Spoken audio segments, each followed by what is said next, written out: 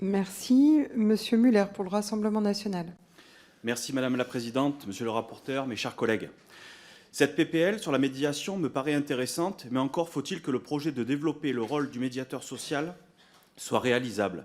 Et si ça l'est, encore faut-il que ce soit efficace. En effet, pour revaloriser les métiers de l'animation et de la petite enfance, la convention collective des acteurs du lien social et familial a évolué dès le 1er janvier 2024 afin d'augmenter les salaires des acteurs sociaux entre 5 et 18% en fonction des métiers. C'est très bien puisque le secteur fait face à une grande difficulté dans le recrutement. Que ce soit pour le poste de directeur, d'animateur ou de comptable, étant donné que 75% des salariés sont payés au SMIC.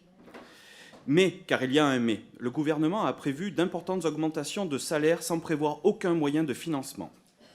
Les centres sociaux, déjà soumis à de grandes inquiétudes concernant l'inflation et les financements des structures, vont donc être en véritable situation de faillite.